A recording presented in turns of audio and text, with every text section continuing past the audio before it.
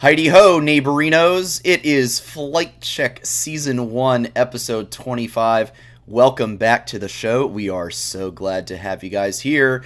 I'm one of your co-hosts, Sandy Toes, and to my left and my extra left, I've got Curly Double Q and Nox Cat. And that's cat with two T's. Nox Cat. Fellas, actually, I don't know the gender of this cat, so he is a boy. Welcome him okay, aboard. Good. Fellas, how are we doing tonight? Excellent input, Nox Cat. Excellent input. Yes, Nox Cat, you truly are the analytical backbone of this entire show. I don't know what we would do without you, truly. It's nap time now. I think I'm Yeah, going to bed. it's Nap time, all right. Maybe he'll need to tag Nox in. I'm gonna send it over to Nox Human real fast. okay, all right. cool. Oh, Oh, Nox fan. oh. Oh, Nox there he fan. is. There he is. There Yeah. we go. there he is, the one, the only, the great old Nox Boar. Perfect. All right. Well, it was let's say, I'm going to use the word disappointing weekend Yeah. for any Fly Academy fans out there. A frustrating 2-0 drop to Dignitas Academy, in which things did not look great. We are now, just to sum up, in the losers bracket playing Golden Guardians Academy this week. If we keep winning, there is a chance that we play multiple best of threes throughout the entire week. So it'll be very interesting to predict. But let's start with just the initial fresh reaction. Nox, I know you watched this series live, and I know it was as painful as it was for me to watch the VODs.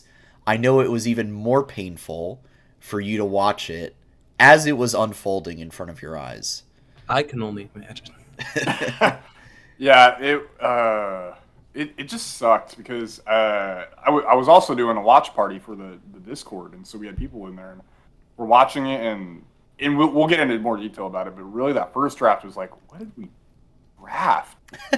And just honestly, the draft kind of just literally ruined that first game from there, right? And so I was like, okay, it's fine, whatever. It's our normal 1-2. I predicted this. I said we lose the first game. It's fine. Right. And then Easy. we go into the second game, and it's kind of it's a little more our style. It's a little more oomph, but I just don't know. We just weren't awake that game. I don't know. It just sucked. We'll get into more detail about it. It just crushed my heart a little bit. It was painful. Curly, I know you watched the VOD earlier today, right? Indeed, it was earlier today where I'd watched the VOD, and it was actually just as I got home from school and had just completed a couple Valorant matches. So I was like, all right, let's sit down and watch these VODs. And I was like, I'm going to need like 2 hours to do this, right? Nope. No, I needed no. 50 minutes. Yeah. Yeah. Not a lot of time. Even So faster if you watched it on like 2 times speed. I watched it on 1.5 speed, so I think Yeah. it was more like 40 minutes even. Yeah. So that was kind of, yeah. The first match was so sad. It was, It was Like this, it was man.jpg for sure. It was absolutely a man.jpg moment. I'm kind of glad I missed the games. I was at a concert that night and having a lot more fun there than I would have if I had stayed home and watched. But you know, Tell us who you soldier saw. on. Say what? You got to tell us who you saw. Oh, I saw August Burns Red and Fit for a King, and I've heard of Fit for a King. yeah, and Era, ERRA. All excellent bands if you're into metal kind of stuff. Anyway, Sandy the Metal Man. that is my thing. All right, so let's take stock of where we are now, sitting in the losers bracket, and I want to pull up Proving Grounds Spring because if my memory serves correctly,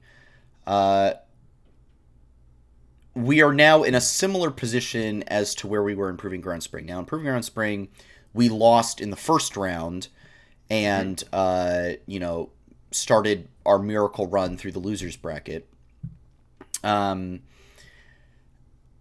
we're kind of back where we were last spring. Round 2, losers bracket, drop here, and you're only making top 12. Not a great place to be. Oh yeah. In terms of the tournament overall, we saw 4 teams get knocked. 100 Next, Supernova, TSM Academy, the first Academy team getting knocked out of the tournament. And probably to the surprise of a lot of folks, Zeus Gaming, who we had beaten, but then turned and lost their series to Immortals Academy. So those are our first 4 teams out. Out of those knocks, I know I just mentioned Zeus as a surprise to me. Were any of the others a surprise to see them go out so early? Zeus obviously was, and where's Rice at? I saw him watching, but anyway, me and Rice had a little bet going on, and I said Supernova was going to make a little bit of a run. I thought they'd win this one, and I thought they'd win one more, and instead, I'm just wrong. In fact, most of my predictions this tournament have been wrong. So this is my warning to everyone listening now. I'm going to make predictions later tonight. Do not listen to me. Assume the opposite. But yeah, Supernova for me was a bit of a surprise. I held him a little higher esteem than I guess most other people did, and most other people would have been more correct than me. Right. So outside of that, though, Zeus was probably the biggest surprise for me. I really thought they'd do better. Yeah. And I also see 100 Talkpod in the chat, and I just want to say, what did I tell you guys? 100 Academy was going to beat EG. I said you guys will make a run, and you did. Mm-hmm. Yeah, and they are currently they're guaranteed top 6, playing Wild Card Red this Thursday night. Of interesting note, the schedule this week is very packed. Matches literally start tomorrow night at 6 o'clock. And we are playing Wednesday night at 6 o'clock. We previously, the matches were starting on Thursday. Now it is a full 6 days of matches because we're going Tuesday through Sunday. There is a match, every single day this week. If we manage to win this round and the next, and theoretically would play Saturday or Sunday, that would be 3 best of 3s. Actually 2 best of 3s and a best of 5 in the span of 5 days or so, which is a lot of League of Legends to ask of this team, but I'm confident that they can do their best. We've hit what I call the chaos week. Yes. Because it just everything goes to crap. Like everyone's just like, we gotta go now. So gonna get fun. This is where it gets fun. Yeah, this is where the fun begins, as Anakin Skywalker says. You want to know what has me nervous, though? Looking at the path we have to go through after we beat Golden Guardians. Yes. Because we have to face C9 Academy. Most likely. First and foremost. You're right. Most likely. There's a chance we face C9 Amateur instead of C9 Academy. But I'm assuming that means we're going to face C9 Academy. And then after, if we beat them, I believe we take on the loser of 100 Academy versus Wildcard Red. Yeah. Yes, it would. So that has me super, super nervous. Yeah, not because easy if we matchups. had faced Wildcard Red where they are now, where 100, or actually no, because we wouldn't have faced them until I guess the battle for 4th or whatever. Mm-hmm. So we wouldn't have faced them until round 5 if we had kept up our streak, beaten Digay and taken on TL. So this is just Gonna be rough. All right. Well, you can only succeed in the future if you learn from your past. So let's do a quick review It will be a very quick review because there's really not much to talk about of this series versus Dignitas. Now, going back, I am pretty sure I predicted the 2-0. Nox, you said the 2-1, and Curly, I think you also said 2-0. Yeah. Well, you two got the scores right at least. Yeah, hey, you Wrong know, way. nailed the score line. Absolutely. I mean, there's really only two options. Definitely. It's a 50-50 coin flip on the score line. So, It so 2-0. The first game, Nox, I think you alluded to it. I don't remember if it was. I think it was pre-show. Bit of a draft diff. You said. Yeah. Why don't we go into that? Because that I think I agree with, and was probably the biggest issue. So just to run down the comp for our side on red, we went from top to bot. Jace, Viego, Rise, Ezreal, Rakan, and that was into, I'm going to pronounce this wrong, Ukshan, right? Is that correct? Yes. Ukshan, Sean. Xin Zhao, the TF in the mid, Viego, and Alistair. Mm-hmm. Wait, we have Viego. They have Xin Zhao. I'm sorry, Varus is what I meant, okay. not Viego. I meant to say Varus. All those V champs, you know. And now there's Vex, right? So it's like Now there's I just more V's. can't keep track of all these V champs. You know, you've also got Vi and Vayne. You know, man. League of V. League of V. League of Vegans. I really hate myself for that For joke. Oh all my you God. vegan league players out there, League of Vegans. So no wonder we're so toxic. yeah. All right. So the Ukshan. Interesting. Now, was this I don't know if this was the first Ukshan in the tournament.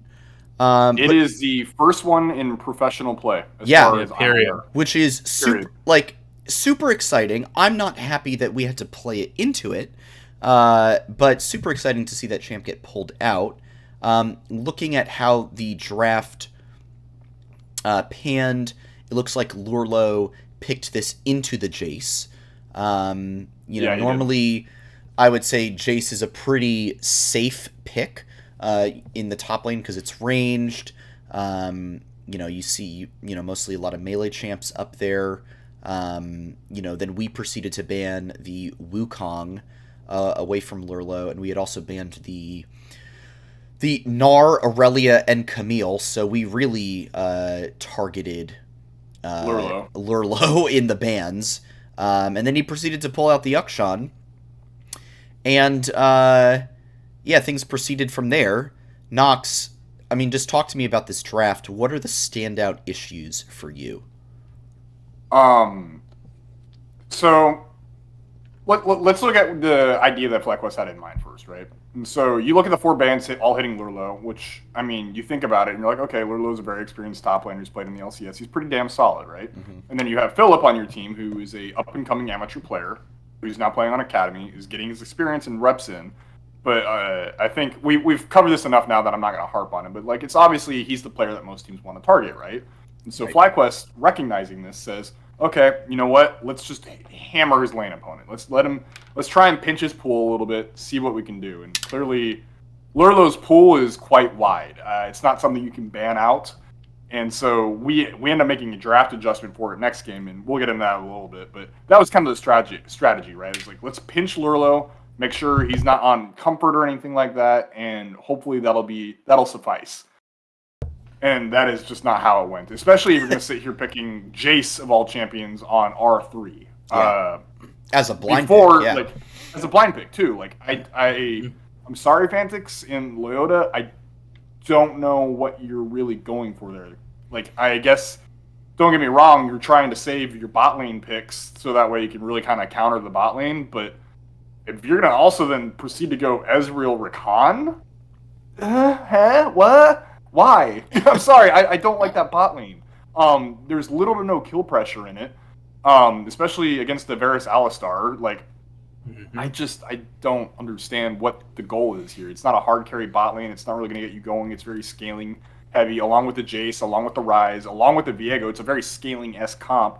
It's 5 losing lanes per se, or 3 losing lanes and 2 others that are also like scaling. I don't know. It just, a lot of it was kind of like we all end on the scaling, and we all end on hoping that we could just survive. And Dignitas's champion pool with TF is in Zhao, Akshan, Alistar. That's not going to let us work. They're not going to let us scale. Yeah. It won't happen. So I think we tunnel visioned, and this draft purely is the main reason we lost this game. That's like all I have for it. Yeah.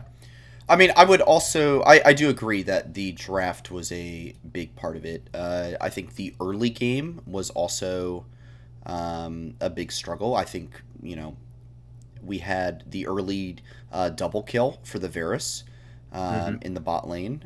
Really accelerated spawn ahead, in my opinion. And Will was very proactive on the Xin Zhao. He was kind of all over the map. There was just a lot where like they had what I felt our academy team used to have, which was control over everything in this match. Like they were always where they needed to be, ready to pull the right trigger on the right shot. And we just weren't. And another thing, like in both matches, I'm going to say Lorelo just showed up. Like he really showed up. Yeah. He both matches gave Philip a difficult time, even with the Ornn. And then also, Will is the jungler, right? Yep. Yes. Will had excellent map presence the whole time. Yeah, I would agree. And that made everyone's job so difficult. Yeah. For Fly Academy. Yeah, and this goes into the series as a whole, but as I was watching, I just felt like the team was discombobulated. Like there wasn't a lot of cohesion and unity on the calls. There were a couple times where I saw Triple going in and trying to make a play, but with absolutely no follow-up. I think this was when he was on the LeBlanc in Game 2. Yes. Where he would go in and try to make a play, and he would get out, but there was no follow up. So it was like, okay, why did you do that? That was super risky and totally unnecessary. And I mean, obviously, if it had worked out, he looks like an absolute god, But when there's no follow up, it just makes the team look messy and uncontrolled. And yeah, Curly, I think you said something that I really agreed with, which was. It does feel like the team right now is lacking that sense of controlled play that we were exhibiting for a large portion of the Summer Academy season. And I think that's something we need to really get back, because in Game 2, actually, there were some moments. I mean, is there anything you guys want to talk about with Game 1? Because I'm going to move on to Game 2. It was a stomp. It was, what, 22 minutes, something like that? It was... Game 1 was solo queue. Game 1 was freaking solo queue, dude. Well, the... one final thing I will note was, the game ended because, once again, we had a moment where Triple is split pushing with the Rise in the bot lane, trying to make something happen. And Dig is just like, okay, we'll call your bluff. And they just go, and I forget who, maybe it was Philip on the Jace was in the top lane as well. And Dig is just like, okay, we'll call your bluff. And they just 5-man push mid. They take, with Baron as well. They literally had Baron up. They take Inhib tower. They take Inhib. All of a sudden they're on the Nexus. And then finally, Triple recalls and is like, oh, shit, we're about to lose, And then by that point, he gets back. We're already, it's a 5-3 team fight at that point already, because we've already lost a couple guys, and the game's over at that point. And it's like, why is there no call to get Triple back to base early? Clearly they're shoving down mid. Just let the wave, crash into the turret and go back and, save the game. It did not need to end there. So it was very, very, that like was... It kind of hurt to watch, dude. Yep. That's like why I say the game was solo queue, because that's like something I, as a silver player, would do on set, because I'm like, oh, I can take down turrets, and then I'm like, shit, they're at my Nexus. Guys, I'm soloing Drag.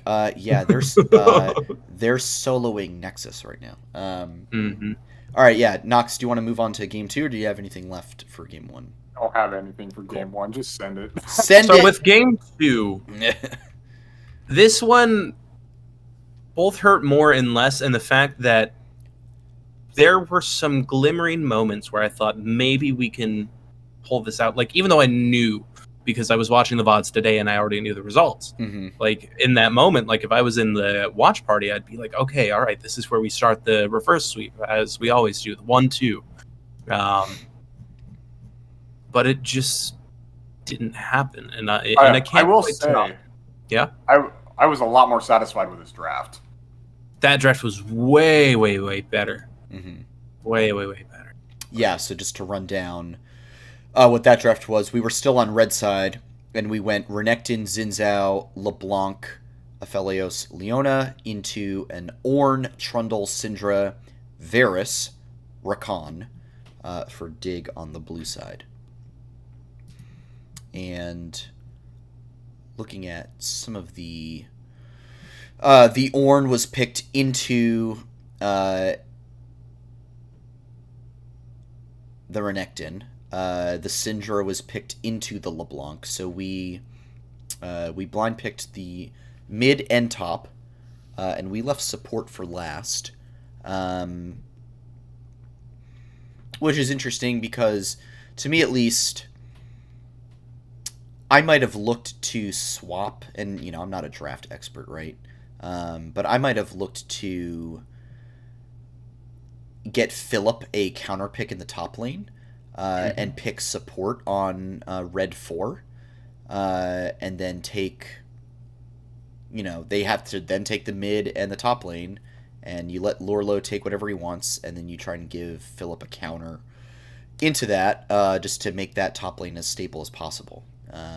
But Nox, I mean, you said you liked this draft a lot better. I mean, what's the difference, here? Like, why is this one a better or easier comp to play for us?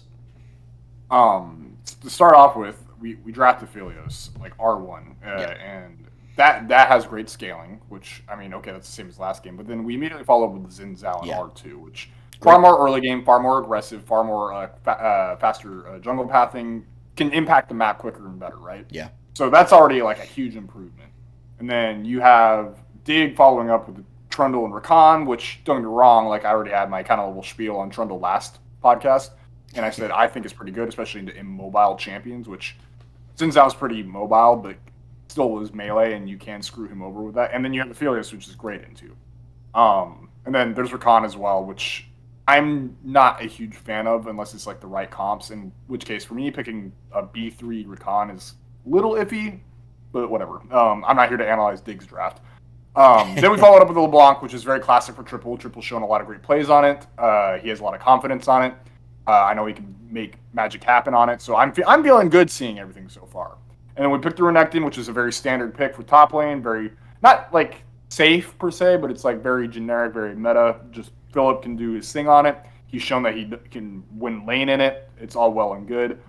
And then lastly, we pick up the Leona as the R5, which really goes to show that FlyQuest was trying to prioritize priority for Dreams and letting Dreams dictate how the lane's going to go. And they really want to carry through the bot lane, right?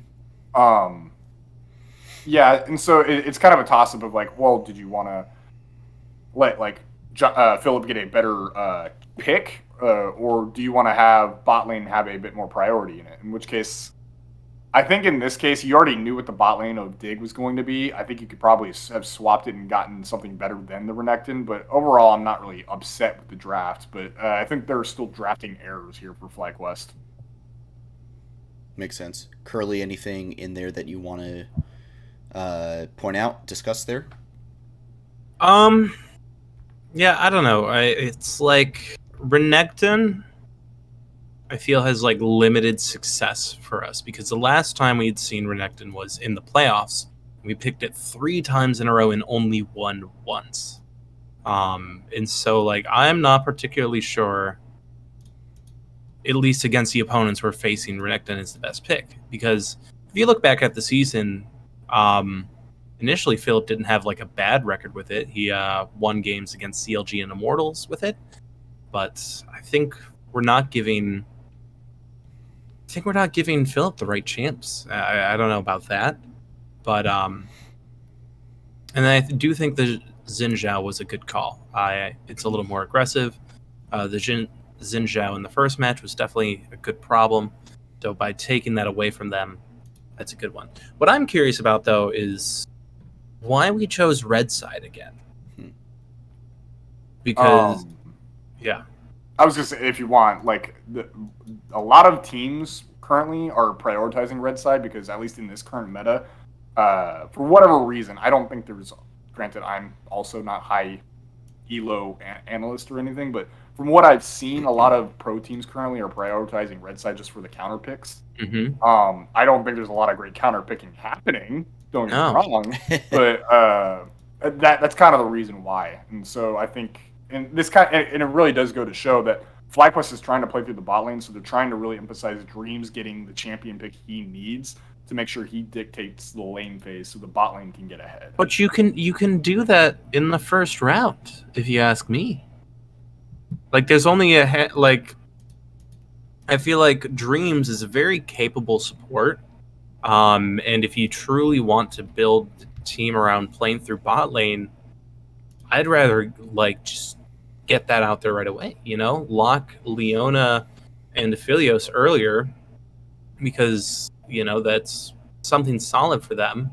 And then hold off on Renekton because I think we need to give Philip better shots because I think he's in a sense kind of been a weak point in our playoffs, not as an individual player, just as a habit of, it seems like a lot of what's happening, or at least what I notice, and I might be looking at it more because I'm a top laner, but what I see a lot is he just can never quite ever win the early game in any of the matches. And part of it might be because he's still adjusting to playing with a pro team. Part of it might be because he's so fresh, there's a target on his back, and every top laner wants to flex on him, and every jungler wants to gank him. But we need to give him better opportunities because we know the rest of the team has the experience. So they can they should be able to step up. All good arguments. Yeah. I completely agree. And I mean, I'll defend Philip a little bit here, right? Because very fresh player, very green, mechanically gifted, he's got a lot to learn about wave management. And, I remember doing my interview with Loyoda, and, he said as much, that Philip has a lot to learn about, competitive professional play. And he basically got thrown straight into, straight into the frying pan in terms of one of the biggest tests you could possibly have. As a rookie, as a rookie, and he's had to go up against now in this tournament two veteran top laners in Alorum and Lurlo, which is going to be interesting next week, and we'll get into this in a bit when he has to go up against Niles. So we'll see how that matchup goes. But yeah, I don't want to say that I have been disappointed in, because I try to be nice to the players, right? We love them all. I don't want to say that I've been disappointed in Philip's play so far, but I'll just say that I've not been encouraged, and I think he can do a lot better. And that's what I'll say is I think he's got a lot more to show than what we have seen so far. And I would agree with you on that one. I'm not disappointed in him, and I'm not trying to flame him with this. I do just think it's and it is a matter of the time he's been here. Mm-hmm. It's just he's not quite adjusted to the scene as much as I had kind of hoped. I was definitely way more hopeful at the beginning. Now I've been more realistic. I still believe in Philip. I still think he has the talent, and I still think he'll be okay as... Ooh, my camera's going crazy. I think he'll be okay as we go through the tournament, and even no matter how it ends, I definitely think next season he's going to be amazing. Yeah. Because he'll have that off season to train. He'll be able to bond with the team more because you guys know how I feel about how important it is for a team to bond. Yeah. I talk about it. I feel like we could go back and make a supercut of every time I talk about how important it is for a team to feel like they are one. Mm-hmm. So yeah, I have high hopes for Philip. It's just now I've become a little more nervous after these first couple. Yeah, I think going forward, if we can find comps that give him safer picks, such as like a Gnar or an Ornn, just like solid tanks up there, just kind of like let him be, do his thing, scale up and whatnot. I think I would feel a lot more comfortable seeing him on one of those champs than on, a Jace or a Renekton, something that's going to be trying to deal heavy damage, get in there, requires a lot of coordination. Not that, a Gnar or an Ornn ult does not require coordination with your team, but something that, just to me feels like a safer pick in the top lane. All right. Well, that was the Dignitas series. A rough one, a fast one. Less than 50 minutes all told in game time. However, we're not out of it. There is a loser's bracket in this tournament, and we are now in it. This Wednesday night, 6 o'clock on twitch.tv/LCS, the boys take on Golden Guardians Academy. Let me run down that roster for you. In the top lane, it is Niles, Rosethorn in the jungle, Yunbi in mid, Prismal and Newbie are your bot lane duo for that team. It's funny because, we said, the Dig series should be an easy 2-0. And now here I am also really wanting to say, this series should be an easy 2-0. But now I'm mildly concerned about, A, my prediction ability, and B, how this series will eventually turn out. Just for a little bit of historical context, Golden Guardians started the tournament by dropping 2-1 to Evil Geniuses, and then they beat TSM 2-0 this past week. So they're not. You guys watched that game series, by the way, between TSM and... did not have time. I was surprised to see that they beat TSM, but I expected Curly, were more. you and I the ones that predicted Golden Guardians? Did I predict Golden Guardians? I thought TSM was going to make it. Yeah, no, Sandy, you predicted Golden Guardians with me, I'm pretty sure. One of you predicted Golden Guardians with me. One of you did. I don't know which one of you did, but one of you did. Who is the imposter among us? It's actually Ricebox. Ricebox? I don't know. But I'm not surprised. I really thought Golden Guardians was going to win it, and the series was very, very close, like very, very tense. But Golden Guardians came in, clutched it out. Yeah. I'm looking at.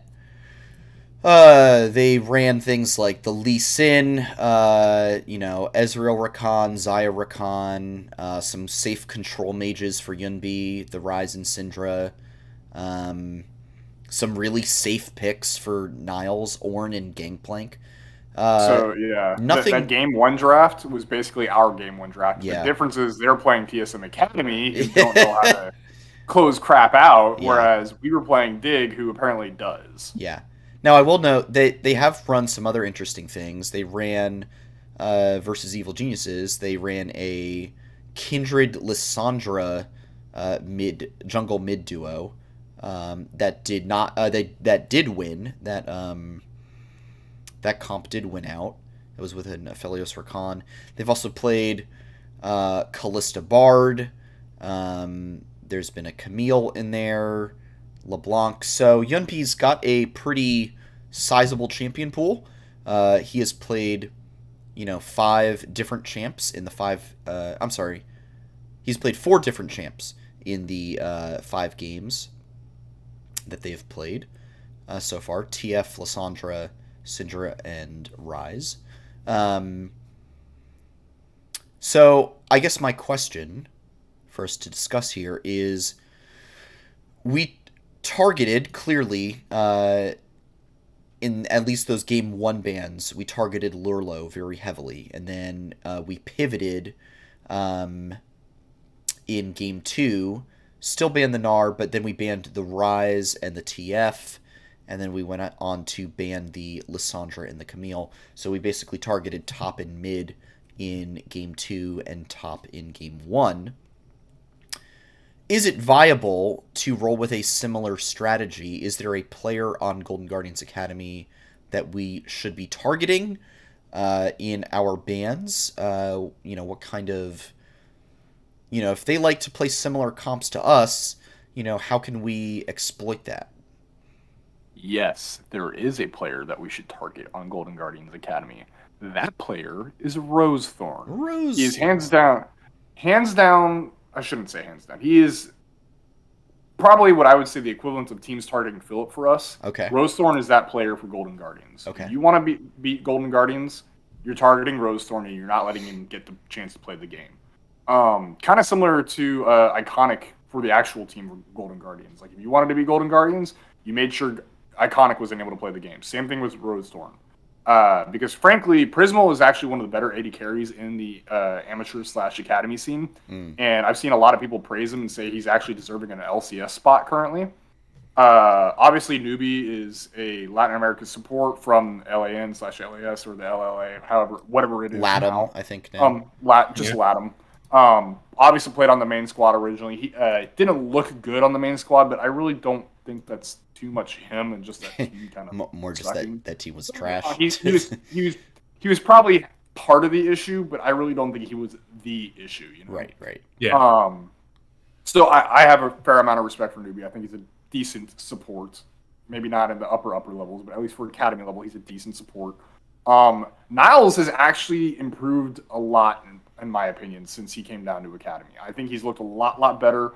He's still not the best top laner by any stretch of the imagination, but he looks okay. He looks solid, and I think for Philip, this is probably the easiest matchup he's going to get for the remainder of the tournament. But it's not someone to just kind of like roll over and laugh at or snooze over, whatever. Like you got to put respect into Niles. This last series, he was deadly for TSM, and so I don't scoff at him. Put some respect on the name, but also you got a little less pressure than say Lurlo. Right. And then Yunbi's been just solid. He's super flexible, can pick a lot of different champions. Has a lot of interesting in-game decisions I've noticed while watching, but overall is just a standard solid mid laner. So Triple should be able to handle him with ease.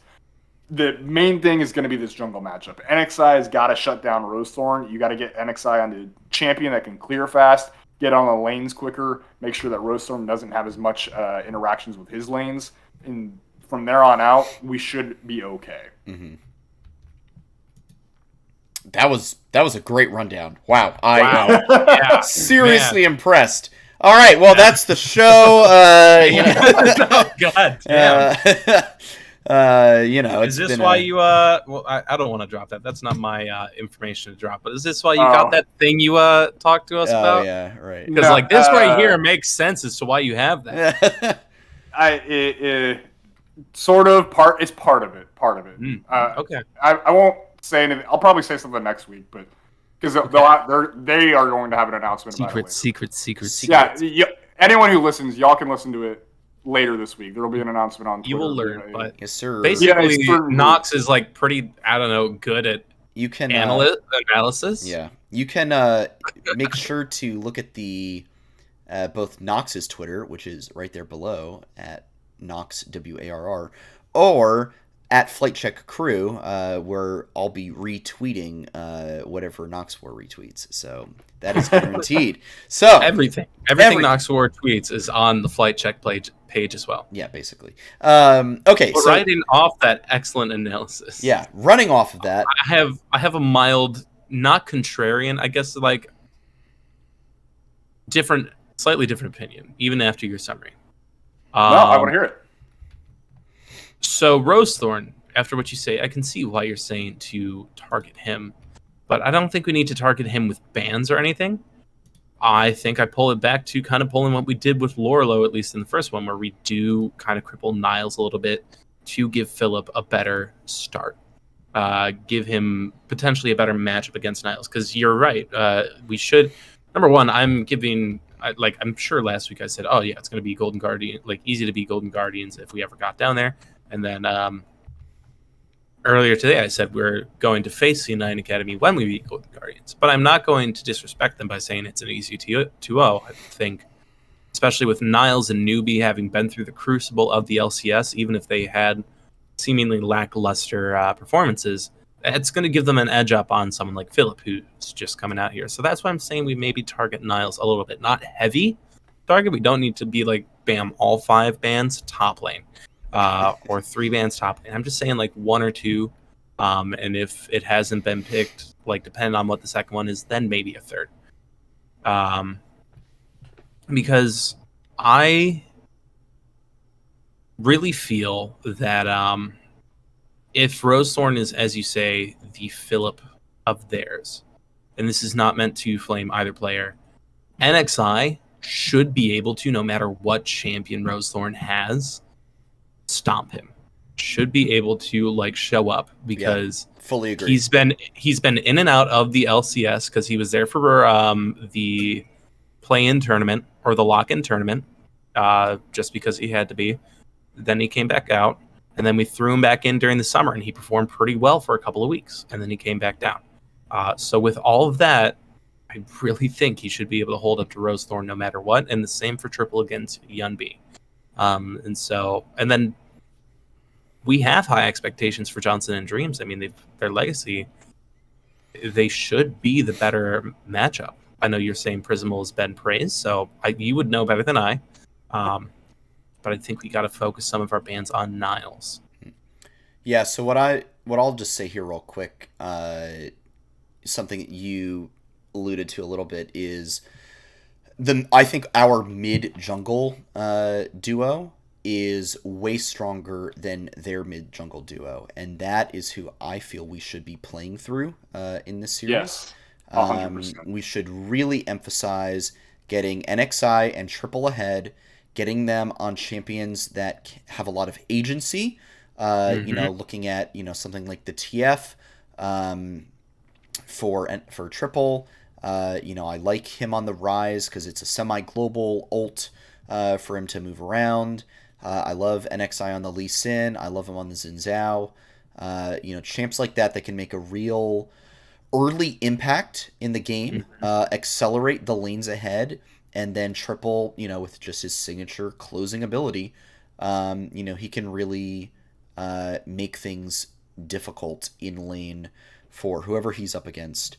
So mid-jungle is what I'm looking at as where we should be playing through. Nox, I think you had some hearty agreement there with me on that one, which feels good, It's nice. No. It's nice when I say something and then you agree, and I'm like, oh, good, I said something correct. Okay. Well, I'm not always correct. I did say at the beginning of the show that what I'm predicting is probably something you should ignore. Take the opposite of. But your analysis is good. Your conclusions are just bad. Right? Yeah. Yes. Well, it's like how good hypothesis. It's like how Curly and I predicted the 2-0. We were correct. We just predicted the 2-0 for the wrong team. So the outcome was never in doubt. The variables leading up to it, that was a little more suspect. So, but yeah, mid jungle duo. If you wanted to say anything about that, I think you nailed it on the head. Yunbi and Rosethorn are the weaker duo compared to NXI and Triple. Yeah. I don't have much else to say about that. I'd like to see NXI on a fast-clearing jungler to ensure that he can get those advantages for his lane and the mid-jungle duo, but I think he can do it with whatever he's given, but yeah. I do want to see a little priority given NXI's way to make sure he's comfortable and can make fast clears to affect the map. I know you've been praising the Trundle recently, just like in general, and I'm a big Trundle fan as well. I love playing jungle Trundle. However, that is one champ I do not want to see NXI playing. I want to see him on something a little bit more flashy and proactive. So I'm inclined to agree with you there. yeah. All right, I have one other thing I want to say about this matchup, and then we can move on to some predictions. I hope the loss to Dignitas was a wake-up call for this team, that things are serious. You know, we are 2 L's away from getting knocked out of this tournament now. You know, if we succeed and do well this week, there's going to be a lot of League of Legends played. A minimum of 7 games, a maximum of 14. You know, that is a... Hang on. My math is bad. A maximum of 11 games, a minimum of 7 games. Okay, there we go. Fixed it. Are you? Yes. I don't think your math is all right, correct. hang on. Minimum 7, because if we 2-0, 2-0, 3-0, that's 7. If we 2-1, 2-1, 3-2, that's 11 games. Anyway, Curly's going to figure out this math while I continue on my spiel. Curly, go do math. Yeah, I'll do math while you do. He's going to pull up the calculator app. It has to be a wake-up call. I hope the coaches... Obviously, the coaches are taking this seriously. Obviously, the players are taking this seriously. But I hope the coaches are making sure, impressing that on the players, that we cannot take Golden Guardians lying down. This is a team that we need to respect, even if on paper we are the better team. Even if on paper we have the better mid-jungle duo. Even if on paper our bot lane looks really good in comparison at times. We need to respect this team. We need to respect what they can do. You know, they took a game off of Evil Geniuses Academy. You know, they made it through Unified Grand Prix. I think they top 2'd in that tournament. You know, they are not a bad team. You know, they can compete. And as we saw with Dignitas, a new meta, some more time spent together as a team, can really change results, can really change an outcome. So, don't underestimate this team of Golden Guardians.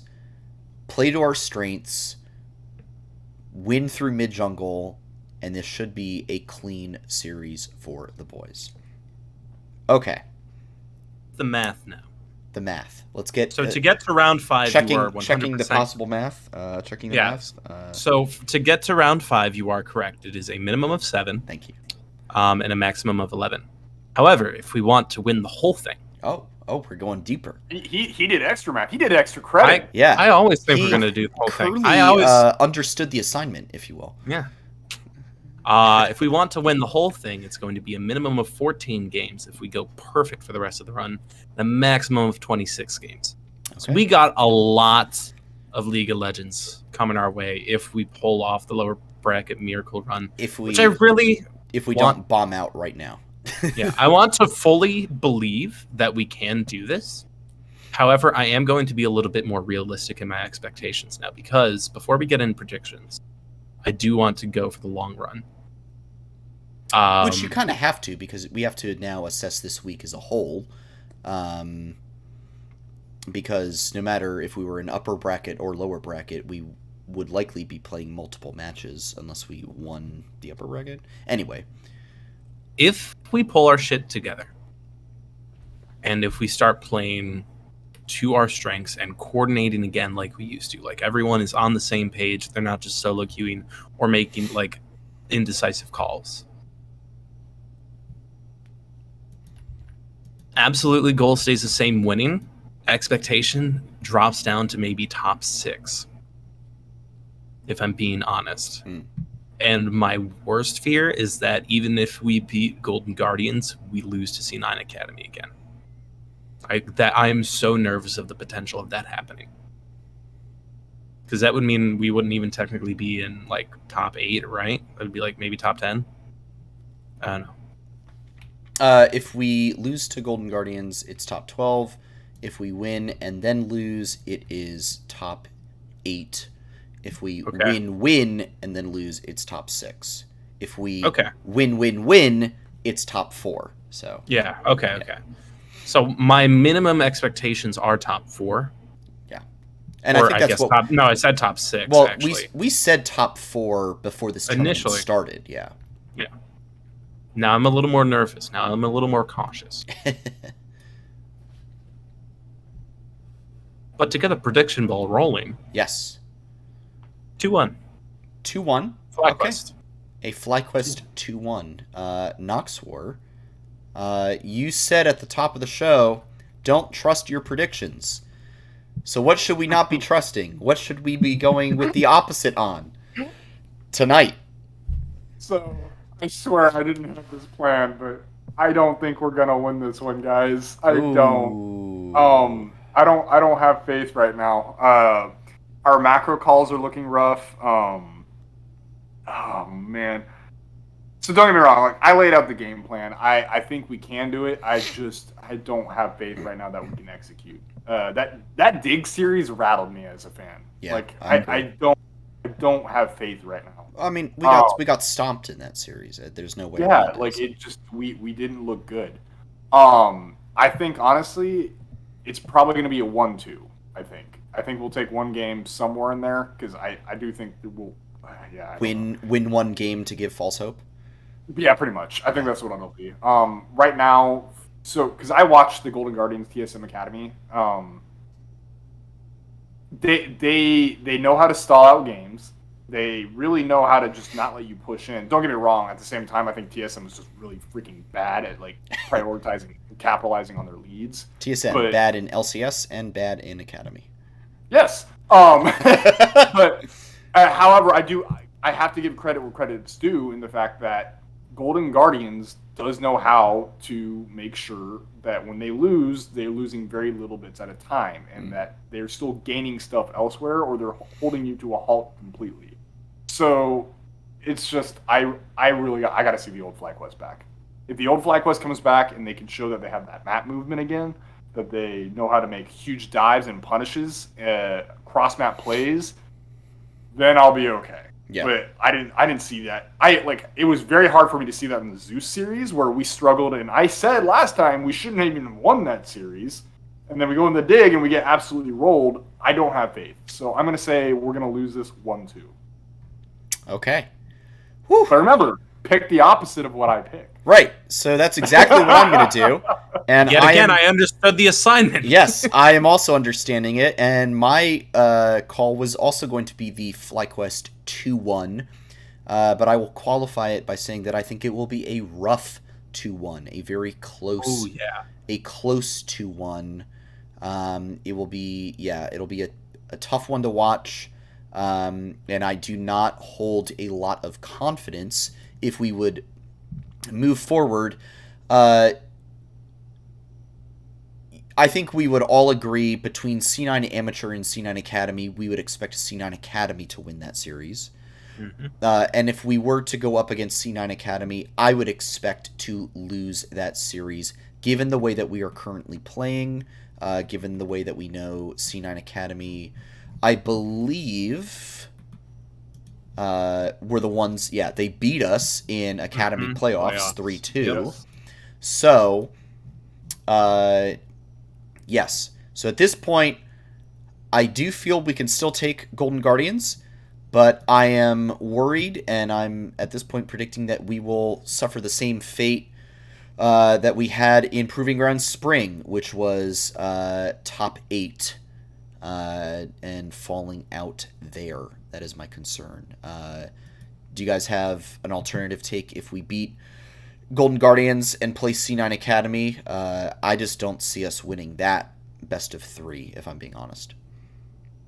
At this moment, I'm inclined to agree with you for the most part, as much as I always want to have faith. Right. That's a matchup I'm nervous about. But it will depend on how we play Wednesday. Right?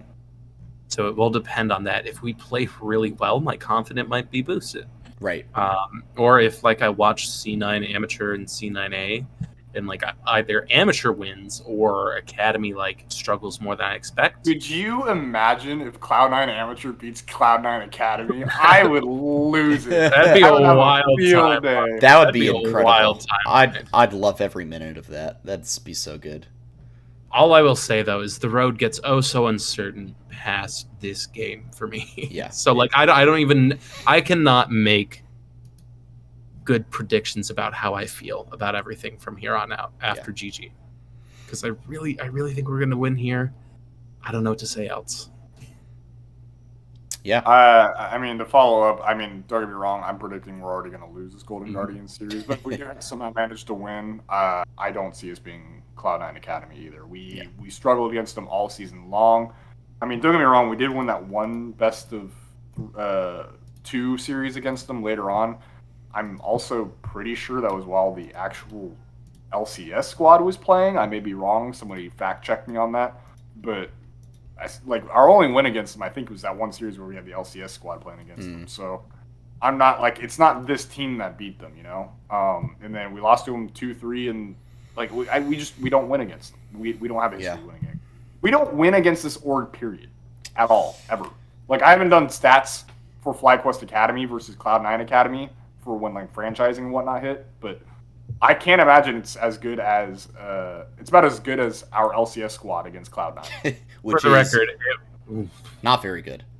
Not the best. But for the record, it was when we had the mean team playing against them. Okay, So. and that's what I figured. So this roster has not beaten this Cloud9 team. Curly, did you call them the meme team or the mean team? Like MEME or MEAN? When did I say the mean team? The main team. Oh, I said main. I heard. I'll be honest. M-A-I-N. I heard meme team, and I thought you were referring to like the old like Delta Fox Dream Team meme team roster, which was that was a good time. If anyone remembers Delta Fox, that was a roster. So regardless of how this turns out, you know what needs to happen in the off season? A lot needs to happen. Every FlyQuest player needs to get married and go to the gym. Wife, so we can have the wife buff and the gym buff, and also shave their head. So wife buff, gym buff, and bald buff. So what else we got going? Hey, so wait, do we want to have a discussion on the wife buff real quick? It worked for we upset. Had someone, we had someone in the FlyQuest community get married this past weekend on game day. That's true. That is, and then we lost. But it's not. It wasn't a. But player. it wasn't a player. It wasn't a roster. It wasn't someone who was going on to Summoner's Rift. It was. They're just brand ambassadors, right? I believe is their brand ambassador. Yeah. Pretty much. So no, I'm pretty sure. Happy wedding day, even though it's a little bit late. Yeah, I'm pretty sure. Nothing to do with the team's performance. Yeah, I'm pretty sure wife buff only applies to players and coaches. Well, no, it might only apply to players. I don't think anyone's ever used it for a coach before, because there's a lot of coaches who are married, actually. So, but it has to be in the season. Everyone knows that the wife buff only lasts for like one season. Yes, right. Well, I don't know. Dwayne B is looking pretty good over for FPX. He might be utilizing the wife buff again to have another. He renewed his vows. Yeah. Yes, if you renew your vows, it refreshes the wife buff. And can you imagine LCS players who were married? Like, come on, honey, we got to renew our vows again. We did it 6 months ago. Like, no, we got to go. Doublelift finally realizes that what was keeping him from international success was not proposing to Lena. So he proposes to Lena. He gets Bjergsen to come back to LCS. He's rumored to come back. That's what I'm meaning. Yes, exactly. So. Yeah. Here's the game plan. Propose to Lena, get married. We're joining TSM again next year. We're going to win Worlds. No, what they need to do is join FlyQuest. The Bjergsen Doublelift combo over at FlyQuest. Hey, oh my God. I'm just saying. It's a possibility. Anyway, that is Proving Grounds. There's a lot going on. Is there any other topics on the show that we want to cover tonight, or are we all wrapped up there? League-wise, we're kind of quiet league-wise, right? I could talk about Valorant a little bit. Hey, Valorant Masters is going on. 100 Thieves qualified to quarterfinals. alongside. something. I watched that match against Gambit. Holy shit, dude! Yeah. What a comeback. If you guys have not gone to Theon on Fire's Twitter recently, he posted a highlight clip of a 1v3 that Hiko had on Icebox, but with the Korean commentators, and they I haven't get seen that. so freaking hype for Hiko pulling off this 1v3 clutch. They just absolutely lose their minds. So you need to go watch that. This is a FlyQuest podcast, It for is. the record. I'm going to preface this before my next statement. That being said, 100 Thieves, to me, this season is the pinnacle of NA success in esports. Even if they aren't fully succeeding, because I don't know how they're doing in Warzone. I think they were on a hot streak and like LA Thieves got knocked out. Something. They did not succeed. No, their COD team has had a rough season. Yeah, their It's COD had a rough team season, has been but not great. with taking the LCS trophy, with the success they've had in Valorant, and like just I want to say as a brand also, they just had a They're great popping off year. right now. Had a great year, man. It's a good time to be a 100 Thieves fan. So I'm happy. I'm happy for our friends Cole and Jordan over at 100 Talk. Our friends. I know I'm in the 100 Thieves server as well. So I don't know if you guys are, but like our friends that we've also made in that pod, like bubble. Yep. And I can't wait for them to feel the same about us next year. Well, I'm Yeah. looking forward Or we just do to the same thing. seeing them at Worlds and seeing how they do in playoffs at Valorant. Masters, Valorant Masters is going on. There are matches pretty much every day. It's super hype. A lot of action. If you like Valorant, you should be watching that. You should be watching. Also, speaking of Valorant, though, with Nox's original point, we did play on Saturday. Oh, yeah. Yes, sir. And Got Nox, my I believe ass we beat. calculated, and your KDA was a solid 0.2, if I'm not mistaken. Yeah. So you might need to practice a little bit harder if Fiend's going to draft you for the LCS team next year when she's Yeah. captain. Yeah, when Fiend is running I- our Valorant team. Yeah. I think she's drafting me to be the water boy. I don't think I'm going to draft her.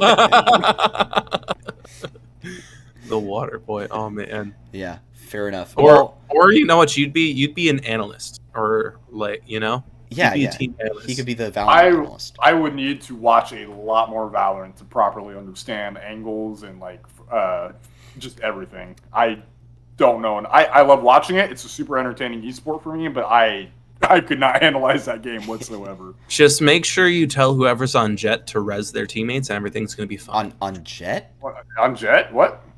Sage? Sage? No, I mean Jet. Jet Huh? res me. Oh, okay. Yeah. Belay joke, that it's a order. joke. Belay that order, Nox. Yeah, don't I know I'm new at this game, but hold on. I think I know the agents. don't ask the Jet to res you. Yeah, that's not gonna go well.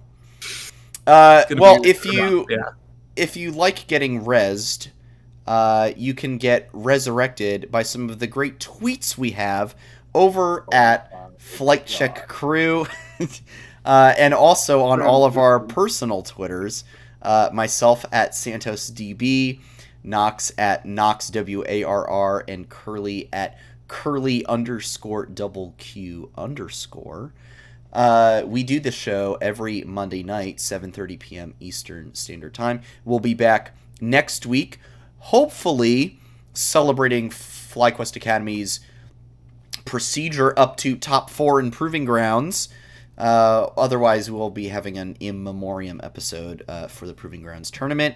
Either way, which we do not want to have this early. We don't want to run out of content ideas that fast. And this show is also on all of your favorite audio platforms. This VOD will go up on YouTube very shortly, so if you missed any part of the show, you can go back and watch it. That is about it. Fellas, any shout-outs, plugs, anything going on that you want to throw out there real fast? I would really like to shout out the Game Her Awards, or the Gamer Awards voting for all the women in esports currently. Lots of great women, lots of great choices to pick from. I'm personally going to shout out Megumi, or Trisha. Massey, Fiend, and Karen, who is our new marketing manager, all being nominated for this various awards. Go vote for them. Go give them some love. Another person who is a little bit kind of biased for me, but I still do want to shout her out because she's been awesome, is Emery. Please go vote for her as well. She's been super fantastic and awesome. But yeah, no, I want to shout that out. Go give all those women great love and support them in their endeavors in esports. Yeah, absolutely. Curly, anything for you? Personally, I just really want to shout out like just the FlyQuest community as a whole. Like Discord, lately I feel like the Discord's had a little more life in it, and I've really enjoyed just the fun discussions that people are having in there and participating. And even when people roast me about not being good at League of Legends, it's okay because I still love them all. FlyQuest community, never change. Stay beautiful. Never change, FlyQuest community. I have 3 shout-outs that I want to make. One, Nox's cat. Shout out for your guest appearance. Oh, is he still there? Oh, man. He's been chilling this whole time. He's been hanging Nox out cat. this whole... Nox cat is back on the show, folks. We're just hanging out here. And then my 2 other shout-outs. One is going to go to Lamar Jackson, quarterback of the Baltimore Ravens. Please get 12 more points in fantasy so I can win one of my week 1 matchups. And the other shout-outs go to Josh Jacobs and Darren Waller. Please get approximately 20 to 30 points collectively, in fantasy tonight so that I can win one of my other week 1 matchups. And that is about all that I've got going on in terms of shout-outs tonight. So I forgot to put Gronkowski in my lineup this week. I'm very upset. Yeah, who was my play of the week? Oh, I had Corey Davis. I started him in a league, and he went off for a nice 16 or 18 points, something around there. That was I had Amari Cooper. He did work. I don't know how you guys pay attention to real sports. Hey, Enough it's like what I say whenever people ask me, about esports. I'm like, look, it's just like traditional sports, just a different game. So Curly, football, it's just like esports, just a different game. So the only traditional sport I've ever cared about is hockey and maybe soccer. fair enough. And so NHL is starting up at the end of the month, so I'll be getting hyped. Rooting for the Bruins all season. But, Alrighty. That's it. Nice. I will also be hopping the bandwagon of the Seattle Krakens. They just seem like such a cool team. I want them to do well. And isn't this their inaugural season too? It will be. Yes. Yep. It will be their inaugural season. This is now a sports podcast. Y'all want to talk sports for a little while? Yeah. I mean, I got time. I could talk for 2 seconds. All right. I was just saying, actually, I can't. I gotta go pick up the girl. Yeah, I thought you had to pick up your girlfriend from the airport. I would love to talk sports though one night. I'm not kidding. All right, we will do a special Someone bonus. give me a textbook so I can read it beforehand, and We'll then do I'll a be good. special bonus 30 minutes and discuss sports in a future. We'll do an NHL section for you, Curly. That way you can. Yeah, there we go. All right. That is all from us. Thank you so much, everyone, for watching Flight Check. This has been Season 1, Episode 25 of the show. Thank you all so much for watching. Stay safe out there, and we will see you all very, very soon. Adios. Peace, y'all.